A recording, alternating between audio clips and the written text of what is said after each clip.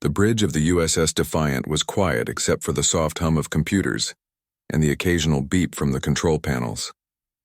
Captain Jake Morrison sat in his command chair and stared at the screen in front of him. His face showed no emotion, but his hands gripped the armrests tightly. The report on the screen made his blood run cold, even though he had read it 3 times already. 3 weeks ago, the Krillian Empire had attacked the human colony on New Haven without any warning or reason. The attack lasted only 2 hours, but in that time they killed over 2,000 people. Men and women and children who had done nothing wrong. The Krillians sent a message after the attack saying it was a demonstration of their power. They called humans a prey species.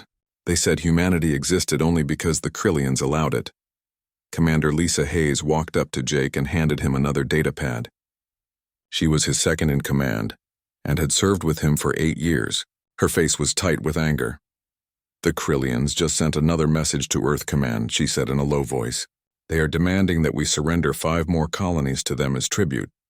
They say if we refuse, they will destroy 1 human world every week until we comply. Jake took the datapad and read the message. His jaw clenched. They think we are weak. They think we will just roll over and let them do whatever they want. Lisa nodded. Every species they have ever encountered either surrendered immediately or was wiped out within months. The Krillians have been the dominant power in this sector for 300 years. Nobody has ever stood up to them. Then they have never met humans before, Jake said quietly. Across the fleet, similar conversations were happening on dozens of ships. On the carrier, Valkyrie Admiral Chris Sullivan stood in the war room surrounded by his senior officers. The holographic display in the center of the room showed the Krillian Empire in red and human territory in blue. The red was much larger than the blue. Gentlemen and ladies, Chris said in his deep voice, the Krillians have made a serious mistake. They think we are like every other species they have bullied into submission. They have studied our technology and our population numbers, and they have decided we are not a threat. Lieutenant Danny Cooper was the youngest officer in the room at only 24 years old, but he was also one of the smartest. He pulled up a new display showing Krillian military tactics from the past century. Sir, I have analyzed 73 major battles fought by the Krillian military, Danny said. Their tactics never change.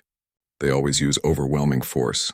They send massive fleets to crush their enemies. They do not use strategy or deception. They just bring more ships and more guns than the other side, and they win through sheer firepower. Chris smiled, but it was not a pleasant smile. Then we do not fight them the way they expect.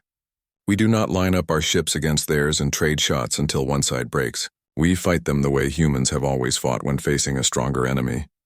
Guerrilla warfare, said Commander Kate Phillips from her position at the tactical station. Hit and run, ambushes, traps, make them afraid to leave their bases. Exactly, Chris said. The Krillians have never faced an enemy that fights dirty. They are about to get an education. Back on Earth in the capital city of Geneva, President Karen Williams stood before the World Congress. The massive chamber was filled with representatives from every nation on Earth and from every human colony in space. The room was completely silent as she walked to the podium. Everyone knew what was coming. Members of Congress, Karen began. 3 weeks ago, the Krillian Empire committed an act of war against humanity. They murdered 2,000 innocent civilians on New Haven. They have now demanded that we surrender more of our colonies to them. They have threatened to destroy our worlds if we do not obey. She paused and looked around the chamber. For 300 years, the Krillian Empire has terrorized this region of space. They have destroyed entire civilizations. They have enslaved billions of people. They have spread fear and death wherever they go. They have done this because no one has ever been strong enough to stop them. Karen's voice grew harder. Today, they added humanity to their list of victims. They believe we will surrender like everyone else. They believe we are weak. They are wrong. The chamber erupted in applause, but Karen raised her hand for silence. I am calling for a declaration of war against the Krillian Empire, she continued. But before we vote, I want everyone in this chamber to understand what that means. This will not be a short war. This will not be an easy war. The Krillians have more ships than us. They have more soldiers than us. They have more resources than us. Many of us will die before this is over. She looked directly into the cameras broadcasting her speech across human space. But we have something the Krillians do not have. We have 5,000 years of experience in warfare. Humans have been fighting wars since we lived in caves. We have fought each other with sticks and stones and swords and guns and nuclear weapons. We have developed strategy and tactics that the Krillians cannot imagine. We have generals who studied Sun Tzu and Clausewitz and Patton. We have soldiers trained in combat techniques refined over millennia. Karen's voice rose. The Krillians think they are predators and we are prey. They are about to learn that humans are neither predators nor prey. We are something much more dangerous. We are survivors. We are warriors. And we do not forgive those who murder our children. The vote was called. Every single representative voted yes. Humanity was going to war. Within hours, the message went out to every human ship and base and colony. The military mobilized. Reservists were called up. Factories began converting to war production. Research teams started working on new weapons. The great machine of human warfare began to turn. On the defiant Jake Morrison gathered his senior staff. "We have our orders," he said. "The fleet is moving to the Freeman's World system. Intelligence says the Krillians are sending a battle group there to destroy the colony. We are going to stop them." Lisa looked at the tactical data. "Sir, the Krillian force consists of 12 warships. We have only 8 ships in our group. We are outgunned." Jake smiled. "Then we do not fight them ship to ship. Get me Lieutenant Amy Chen. I have a job for her fighter squadron." In orbit around Earth, Amy Chen sat in the cockpit of her fighter and ran through her pre-flight checklist. She was 26 years old and had been flying combat fighters for 4 years. She had never seen actual combat before. That was about to change. Her radio crackled. "Wolf Leader, this is Defiant Actual. You are cleared for launch. Proceed to Waypoint Alpha and await further orders." Amy took a deep breath. "Copy that, Defiant. Wolf Squadron is launching now." 12 fighters detached from their carriers and headed into the darkness of space. Behind them, the human fleet followed. Ahead of them, the Krillians were coming. The war had begun.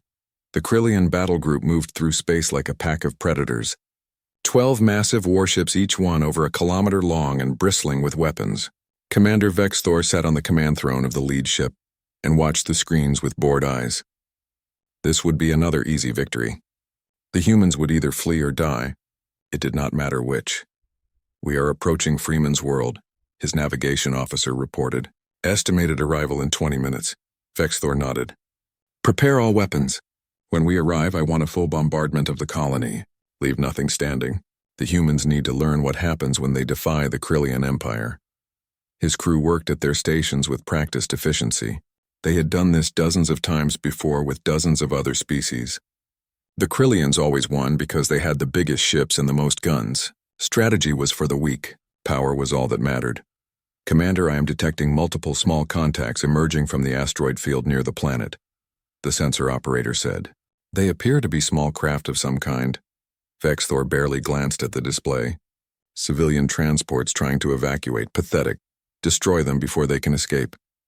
But the contacts were not civilian transports. Lieutenant Amy Chen led her squadron of 12 human fighters out of the asteroid field, where they had been hiding for the past 6 hours. Each fighter was tiny compared to a Krillian warship.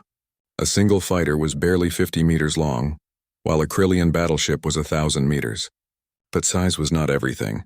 "All wings, this is Wolf Leader," Amy said into her radio. Her voice was calm even though her heart was pounding. "Remember your training.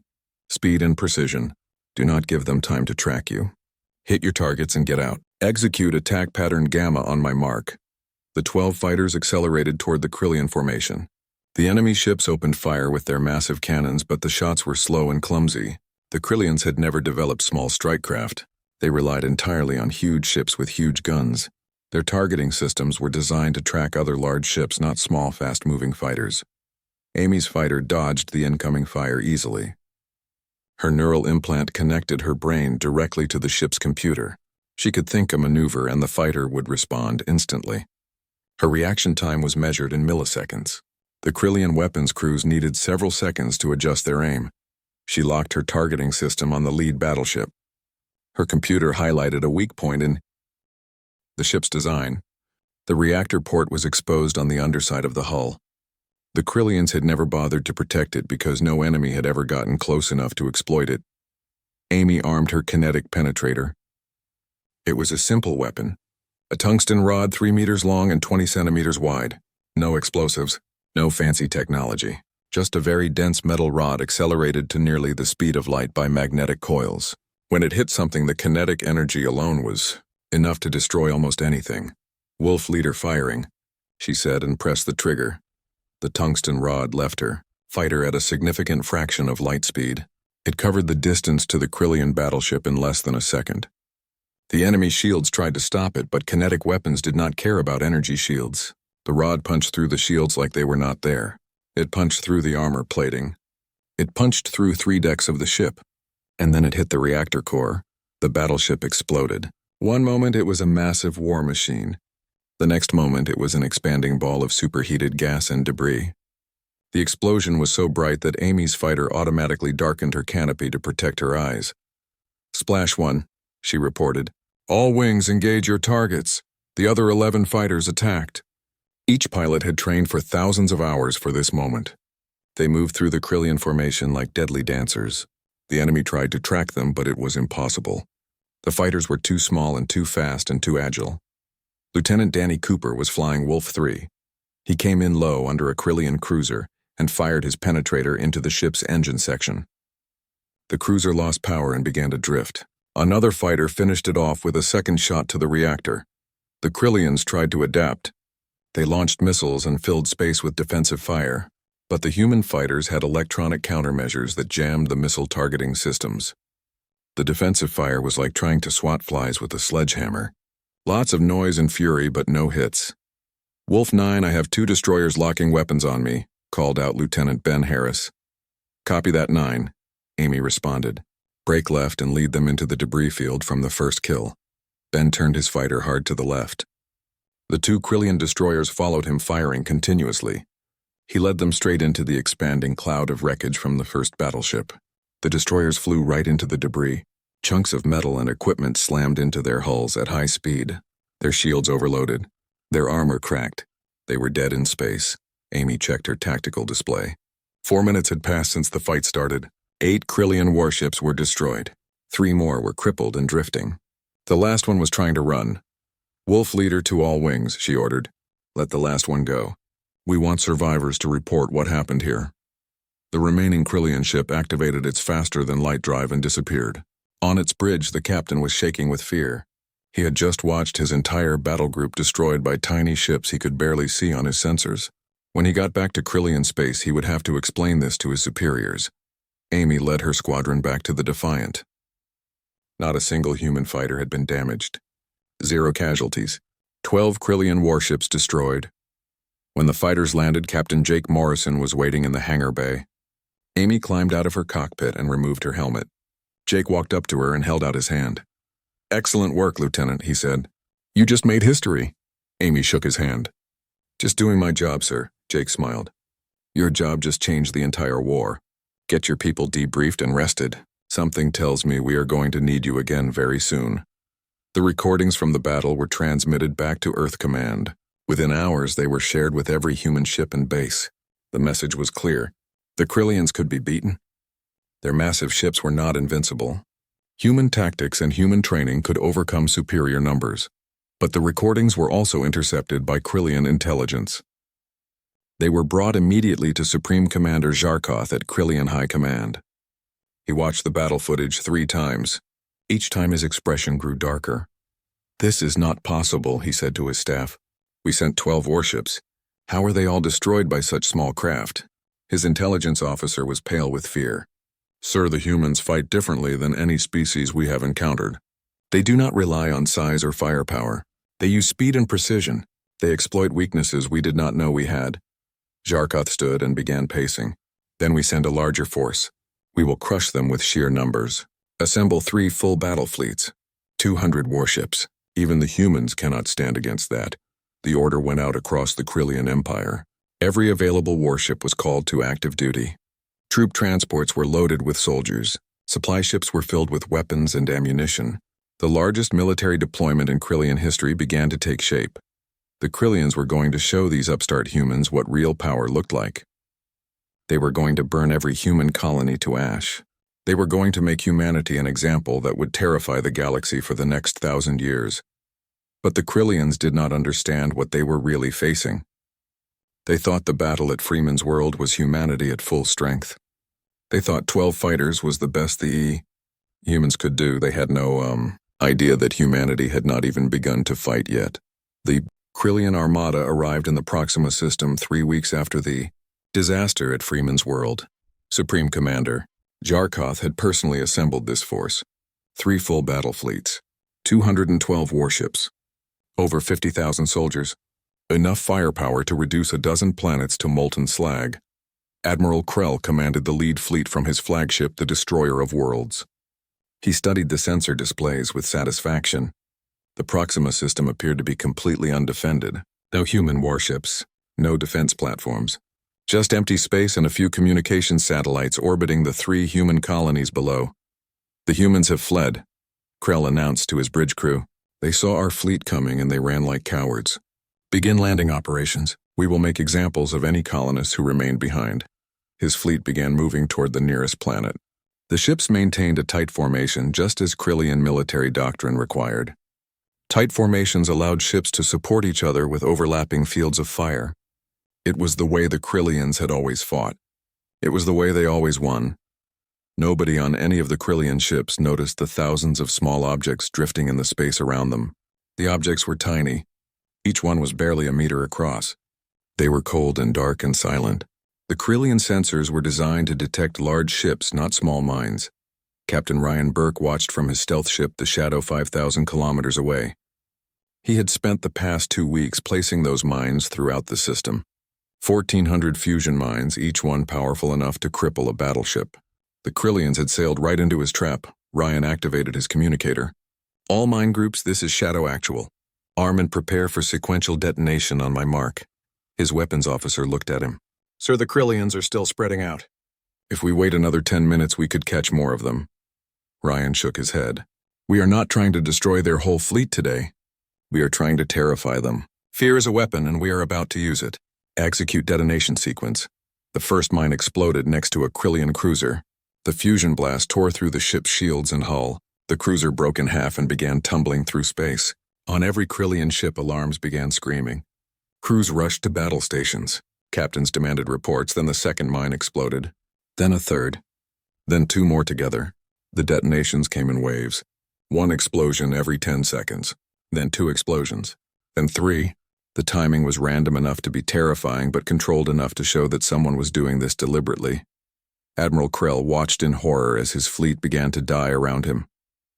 All ships activate point defense systems. Scan for the weapons platforms. Return fire immediately.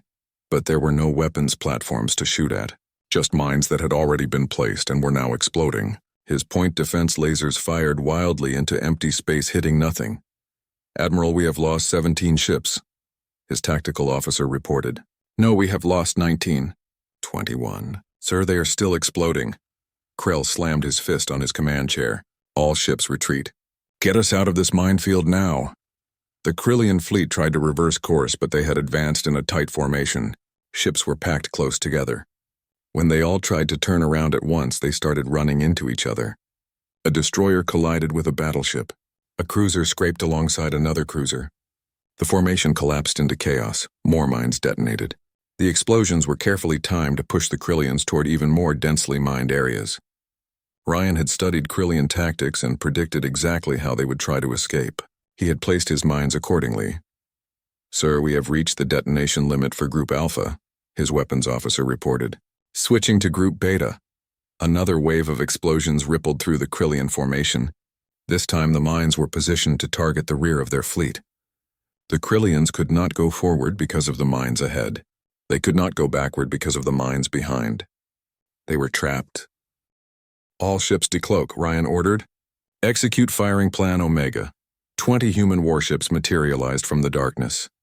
They had been hiding under stealth fields, waiting for exactly this moment. These were not battleships designed to slug it out with enemy fleets. These were missile platforms. Fast ships with minimal armor, but enormous magazines full of guided missiles. Each human ship carried 100 missiles, 2,000 missiles total. The firing sequence was coordinated by computers and executed in less than 3 seconds. One moment the space around the Krillian fleet was empty. The next moment it was filled with 2,000 missiles racing toward their targets. Lieutenant Nicole Sanders sat at the tactical console of the destroyer Ranger. She watched her screens as the missiles closed on the enemy fleet. Sir, the Krillians are activating their point defense. They are engaging the missiles. Captain Burke watched from the shadow. Let them waste their ammunition. Those missiles are smarter than their targeting computers. The Krillian point defense systems opened fire. Lasers and small cannons tried to shoot down the incoming missiles. They succeeded in destroying about 300 of them. But each missile had an artificial intelligence guidance system that had been programmed with every known Krillian defensive tactic. The missiles dodged and weaved and split up into smaller groups. When the Krillians focused fire on one group of missiles, another group would slip through. When they tried to create a defensive screen, the missiles would find gaps in the coverage. The AI systems were learning and adapting in real time faster than any Krillian crew could respond. The missiles reached their targets. Most of them were not designed to destroy ships. They were designed to disable them. They targeted engines and weapons and sensor arrays. A ship that could not move or shoot or see was just as useless as a destroyed ship, but it tied up more enemy resources. Krillian warships began to go dark across the fleet. Some lost power, some lost weapons, some lost communications. Within 5 minutes, over 60 ships were crippled. "Sir, the enemy fleet is breaking formation," Nicole reported. "Individual ships are attempting to flee the system." Ryan nodded. "Let them go. Cease fire and recloak. Send a message to Admiral Sullivan. Tell him the Proxima trap was successful." He looked at his tactical display. The Krillians had arrived with 212 warships. They were leaving with 65. 147 ships destroyed or disabled. The humans had lost 3 missiles to technical malfunctions. 0 ships, 0 casualties. The surviving Krillian vessels scattered in every direction. Some headed back toward Krillian space. Others fled to neutral systems. All of them carried the same message. The humans were not just dangerous. They were terrifying. On his flagship, Admiral Krell sat in his command chair and stared at the damage reports. He had lost 70% of his fleet. The largest Krillian military force assembled in a century had been shattered in less than an hour. "Get me Supreme Command," he said quietly. "They need to know what we are facing." The message reached Krillian High Command 6 hours later. Supreme Commander Zarkoth read the report 3 times. Then he called an emergency meeting of the High Council. "The humans did not fight us," he told the council members. "They laid a trap and we walked into it. They used weapons we have never seen, tactics we have never encountered. They destroyed over half our fleet and we never even saw their ships until it was too late." One of the council members stood. "Then we send more ships. We have the industrial capacity to replace these losses within months." Zarkoth shook his head slowly. "You do not understand. This was not a battle. This was a demonstration. The humans were showing us what they can do. And I believe they were holding back." The council chamber fell silent. "I have been studying human history," Zarkoth continued. "These beings have been at war with each other for their entire existence. 5,000 years of constant conflict. They have developed weapons and strategies that we cannot begin to imagine. Every battle they fight teaches them new lessons. Every war makes them stronger." He pulled up images on the holographic display. Ancient human battles. Medieval sieges. Modern wars with tanks and aircraft and missiles. The progression of human military technology was staggering. "We are not fighting a normal species," Zarkoth said. "We are fighting a species that has weaponized learning itself. Every time we attack them, they study how we fight. Then they develop a counter to our tactics. Then they destroy us." Another council member spoke up. "What are you saying? That we cannot win?" Zarkoth looked at him. "I am saying that we picked a fight with a species that has spent 50 centuries perfecting the art of war. And we did it because we thought they were weak." Back in human space, the war machine was accelerating. Admiral Chris Sullivan stood in a command center on Earth and watched reports flow in from across human territory. Factories were converting to military production. Shipyards were building new vessels. Research teams were developing new weapons. "Sir, we are currently at 15% of maximum war production capacity," his logistics officer reported. "At this rate, we can sustain current operations indefinitely." Chris nodded. "And if we go to full capacity?" "We could increase our output by a factor of 20, sir." Chris allowed himself a small smile. "Do not tell the Krillians that. Let them think this is our full strength." Across human space, millions of people were joining the war effort. Veterans were coming out of retirement. Young people were enlisting. Scientists were working around the clock. The sleeping giant had awakened, and it was very, very angry. Supreme Commander Zarkoth stood before the Krillian High Council and knew his career was over. Maybe his life too. The holographic displays around the chamber showed the complete disaster of the past 2 months. Battle after battle lost, fleet after fleet destroyed, colonies in revolt, trade routes cut. The mighty Krillian Empire was crumbling. Explain to us how this happened, the High Counselor demanded. We sent our best fleets, our most experienced commanders, our finest warriors, and the humans destroyed them all. Zarkoth took a breath. Honorable Council, the humans do not fight the way we do.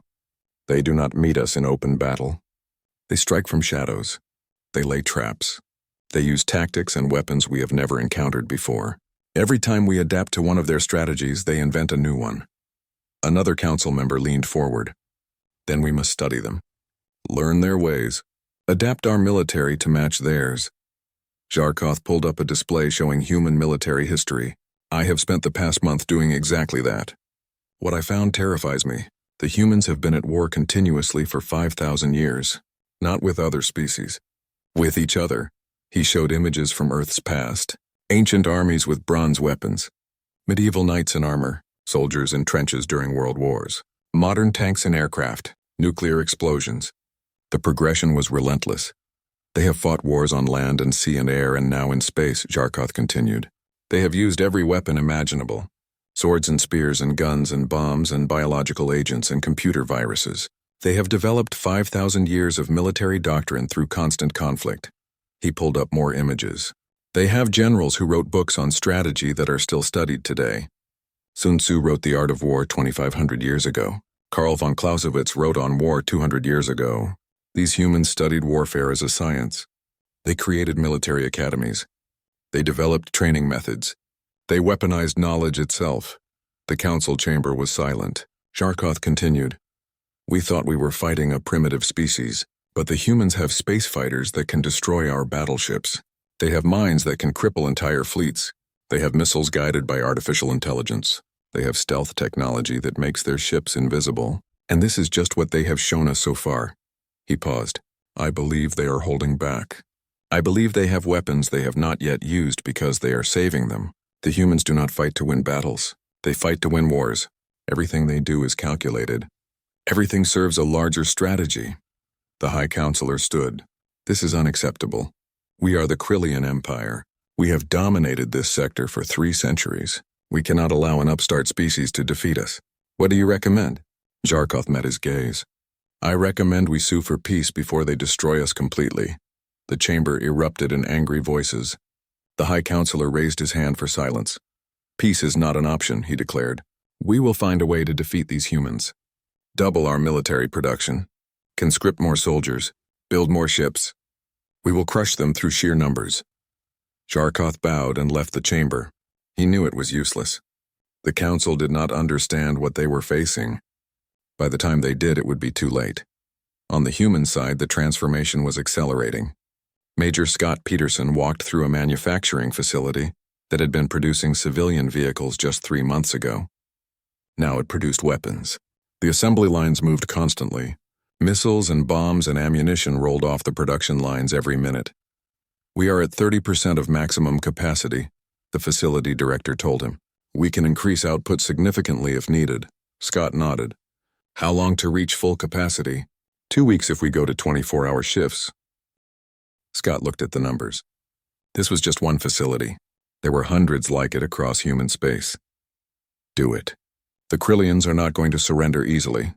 At a military training base on Mars, drill instructors were pushing new recruits through an accelerated combat course. Lieutenant Kelly Wright watched as her trainees practiced zero-gravity combat maneuvers. These young men and women had been civilians a month ago. Now they were learning how to fight in space. Remember your training, Kelly shouted at them. In space there is no up or down. There is no cover. Your suit is your only protection. Your weapon is your only friend. The Krillians are bigger than you, stronger than you. But you are smarter. You are faster. And you have been trained by the best military in the galaxy. The recruits moved through the simulation. They were clumsy at first, but they learned quickly. Humans had always been good at adapting. It was how their species survived. At a research facility on Europa, scientists were developing new weapons. Dr. Helen Martinez led a team working on something they called a gravity bomb. The device could create a localized gravity field strong enough to crush a ship. The problem is power, Helen explained to her team. We need a massive energy source to generate the field. Current ship reactors are not sufficient. Her assistant brought up a new design. What if we use the target ship's own reactor?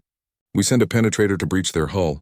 The penetrator releases nanobots that infiltrate their power systems.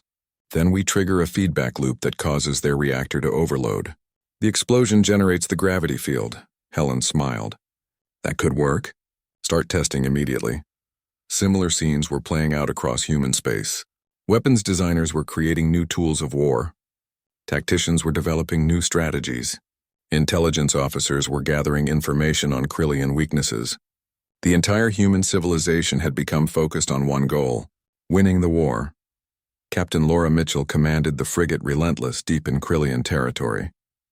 Her mission was simple: disrupt enemy supply lines, make the Krillians afraid to travel through their own space. Contact on sensors, her officer reported. Krillian supply convoy. 8 freighters with 4 destroyer escorts. Laura studied the tactical display. Analysis, Lieutenant Pete Graham ran the numbers. The escorts outgun us 5-1. But they are using standard Krillian defensive formations, predictable. Laura smiled. Then let us show them why predictable is bad. Helm position us behind the convoy.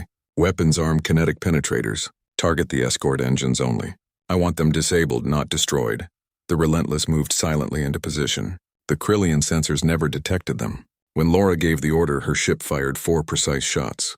Each penetrator struck an escort ship's engine section. The escorts went dark and began drifting. Captain, the remaining escorts are breaking formation, Pete reported. They are running, Laura nodded. Transmit the message to the freighters. The message was simple and in the Krillian language.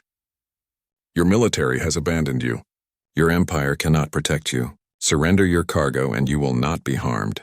Resist and you will not see mercy. You have 60 seconds to decide. All 8 freighters surrendered in 30 seconds. This was happening across the empire. Krillian supply convoys were being attacked. Military units were deserting. Colonies were refusing to send troops. The fear was spreading like a disease. On a Krillian military base, Commander Thelkar received orders to take his battalion to the front lines. Half his soldiers refused to go.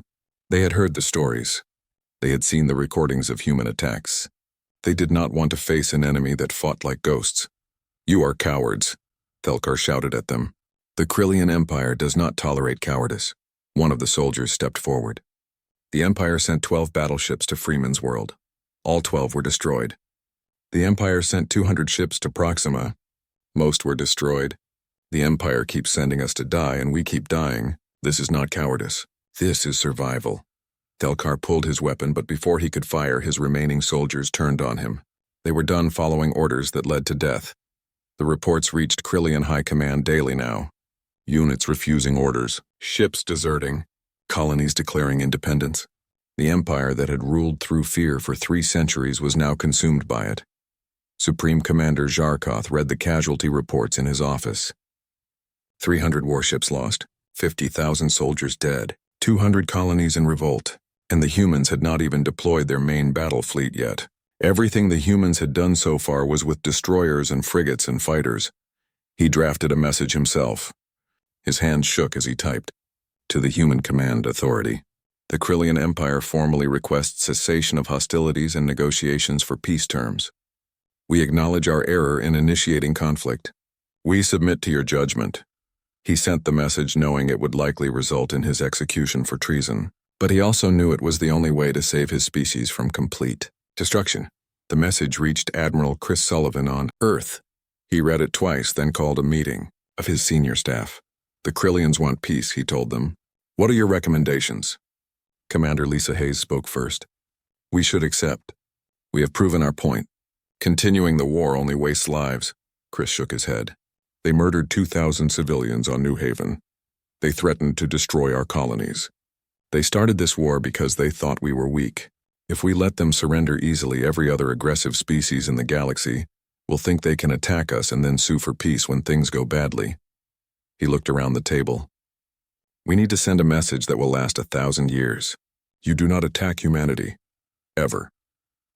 6 months after the war began, the Krillian Empire was dying, not from military defeat alone, though they had lost over half their fleet.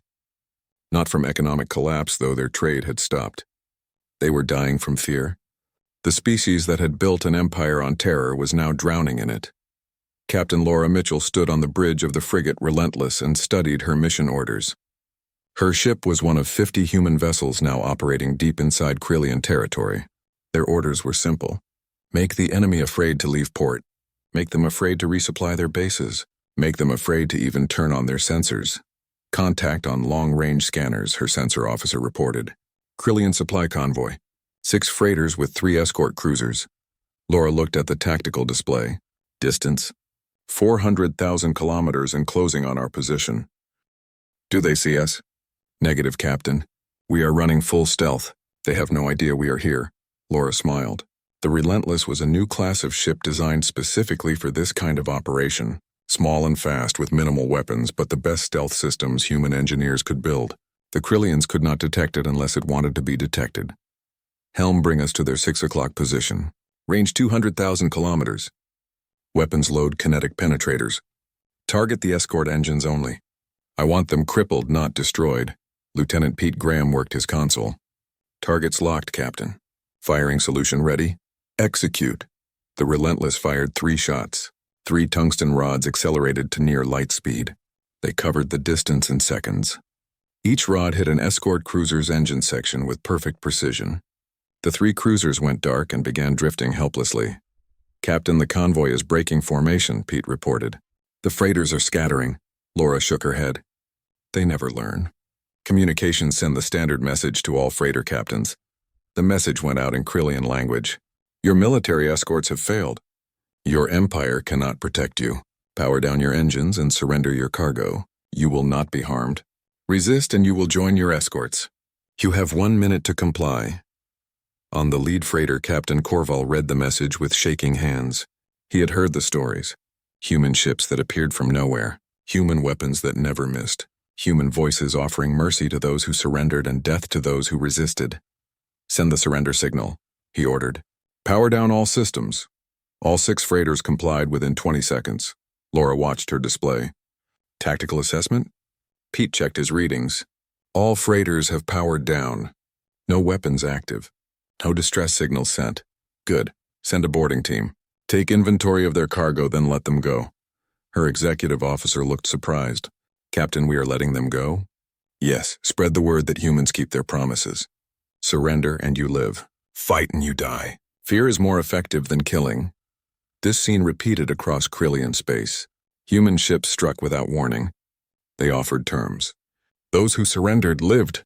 Those who fought died. The message spread through the Krillian military like a virus. Resistance was suicide. Surrender was survival. On the Krillian homeworld, Supreme Commander Zarkoth received the daily reports with growing despair. Another supply convoy lost. Another garrison surrendered without firing a shot. Another colony declared itself neutral and refused to support the war effort. The humans are destroying us without even trying, he told his aide. They are not invading our territory. They are not occupying our worlds. They are just making it impossible for us to function as an empire. His aide was young and still believed in Krillian superiority. Sir, we still have over 300 warships. We could mass them all in one fleet and strike at Earth itself. If we destroy their homeworld, they will have to surrender. Zarkoth looked at him with tired eyes. Do you know what would happen if we tried that? The humans would see us coming from 1,000 light years away. They would prepare traps and ambushes. They would bleed us the entire way. And if by some miracle we reached Earth, we would find their main battle fleet waiting for us. The fleet they have not yet used because they have not needed to use it. He pulled up intelligence reports. The humans have been building warships for 6 months. They have converted their entire industrial capacity to war production. Current estimates suggest they have over 800 capital ships. 800. We would be outnumbered 2 to 1. The aide went pale. That is not possible. It is possible when you are fighting a species that has spent 5,000 years perfecting warfare. The humans know how to mobilize. They know how to produce. They know how to fight. Zarkoth had sent his peace request 3 weeks ago. He had received no response. The silence was more frightening than any threat could have been. On Earth, Admiral Chris Sullivan sat in a conference room with President Karen Williams and the heads of all human military branches. They were discussing the Krillian peace offer. They want to surrender, Karen said. Should we accept? Chris pulled up casualty reports. They killed 2,000 of our people on New Haven. They threatened to destroy our colonies. They declared war because they thought we were weak prey animals. If we accept their surrender too easily, we send the wrong message to the galaxy. General Frank Cooper spoke up. What message do you want to send? That humanity is not prey. That attacking us has consequences. That starting a war with humans is easy, but ending one is not. Karen nodded slowly. What are your terms? Chris laid them out. First, full reparations for New Haven. Every family that lost someone gets compensation from the Krillian treasury. Second, complete withdrawal from all disputed territories. Third, the Krillians will stand trial for war crimes. The commanders who ordered the attack on New Haven will face justice. Fourth, the Krillian military will be reduced to defensive forces only. No more empire building. No more conquest. They will never accept those terms, Karen said. Chris smiled coldly. Then we continue dismantling their empire piece by piece until they do. The response was sent to Krillian High Command. Supreme Commander Zarkoth read it and felt his heart sink. The terms were harsh, humiliating. But he knew they had no choice. If we refuse, what will happen? One of the council members asked. Zarkoth showed them recent intelligence. The humans have assembled a fleet of 1,000 warships. They call it the Retribution Fleet. If we do not accept terms, they will bring that fleet into our space. They will systematically destroy every military installation we have. They will blockade our worlds. They will reduce us from an empire to a collection of isolated planets with no ability to defend ourselves. The council chamber was silent. Finally, the High Counselor spoke. Can we win if we keep fighting? No, Zarkoth said simply. We never could. The humans are not like any species we have encountered. They do not fight for territory or resources. They fight because someone attacked them and they want to make sure it never happens again. They will not stop until we are no longer a threat. The vote was called. It took 3 hours of debate. In the end, reality won over pride. The Krillian Empire accepted all terms. The message reached Earth the next day. Chris Sullivan read it, then made an announcement to the human fleet. The war is over. The Krillians have surrendered unconditionally. All offensive operations will cease immediately. Defense forces will remain on alert until the terms are fully implemented. Across human space, people celebrated. On the defiant Captain Jake Morrison gathered his crew. We did what we had to do.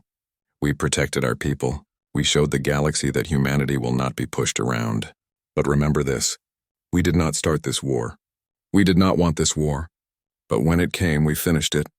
The war that was supposed to prove Krillian dominance lasted 6 months and 4 days. It ended with humanity establishing itself as the most powerful military force in the sector, not through size or technology, but through something far more dangerous. 5,000 years of experience in the art of warfare. News of the war spread across the galaxy. Other species watched and learned. The humans were not the biggest species. They were not the oldest or the wisest or the most advanced, but when it came to war, they were something else entirely. The Galactic Council called an emergency session. Ambassador Sarah Johnson represented humanity. She stood before representatives of 200 species and delivered a simple message. Humanity did not seek this war. We are explorers and traders and scientists, but we are also survivors. For 5,000 years, we fought each other because we had no one else to fight. We developed weapons and tactics and strategies out of necessity. When the Krillians attacked us, they woke something that had been sleeping. They reminded us what we are capable of. She paused. We hope this war taught the galaxy an important lesson. Humanity wants peace. We want cooperation. We want to build a better future with all of you. But if you attack us, if you threaten our people, if you mistake our desire for peace as weakness, then you will face the same fate as the Krillians. We are not prey. We are not predators. We are humans, and that is something entirely different. The chamber erupted in discussion. Some species were frightened. Some were impressed. All of them understood the message. 3 months later, the first Krillian war crimes trials began. The commanders who ordered the attack on New Haven were found guilty and sentenced. Reparations began flowing to the families of the victims. Krillian military forces withdrew from occupied territories. Their fleet was reduced to a fraction of its former size. The Krillian Empire that had dominated the sector for 3 centuries was gone. In its place was a smaller, humbler Krillian state that would spend the next generation rebuilding and remembering the cost of their arrogance. And humanity stood watch. Not as conquerors, not as oppressors, but as guardians making sure that the lesson learned in 6 months of war would last for the next 1,000 years. Never declare war on humanity. The price is always higher than you can imagine.